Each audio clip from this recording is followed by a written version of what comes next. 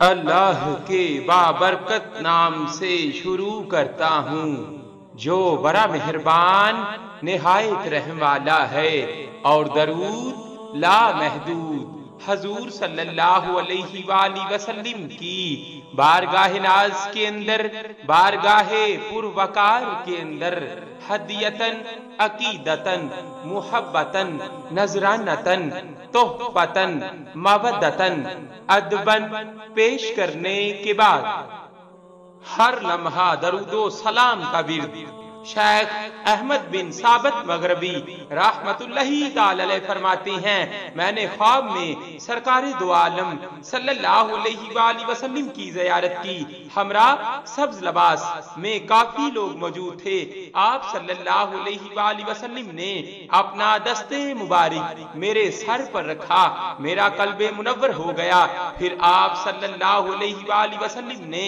سبز لباس میں ملبوس خوبصورت اور نورانی چہرے والوں کو مجھے آپ صلی اللہ علیہ وآلہ وسلم کے پاس لانے کا حکم دیا۔ انہوں نے مجھے سبز رنگ کے قلیم پر بٹھایا، وہ سب میرے پاس بیٹھے اور وہ قلیم ہوا میں اڑنے لگا۔ میں نے نیچے زمین پر سفید اور سبز سمندر دیکھا، پھر ہم ایک نوری ستون پر پہنچے جس کا آخری سرا الانتہا تھا، اس میں سبز محلات پر مشتمل سبز کمرے تھے، وہاں بسنے والوں کا لباس بھی سبز تھا۔ ان محلات، باغات اور کمروں سے تھوڑے تھوڑے وقفے سے نور کی ایسی چمک اٹھی جیسے بجلی، اور اس کی رنگت بھی ان کے لباس، محلات اور کمروں کی طرح سبز تھی جس سے ان کے چہرے دمک رہے تھے۔ ان لوگوں نے مجھ سے کہا کہ تم بھی اس مکان کے ساکن ہو۔ میں نے وہاں کے مکینوں سے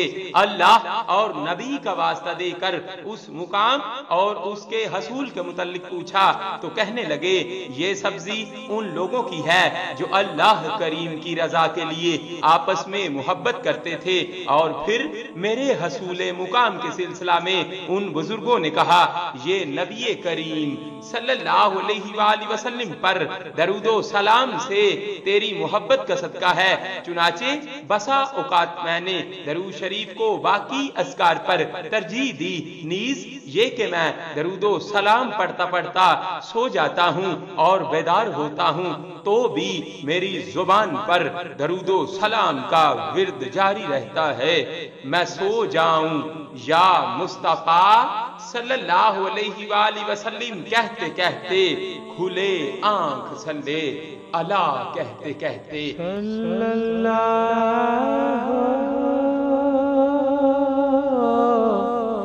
علیہ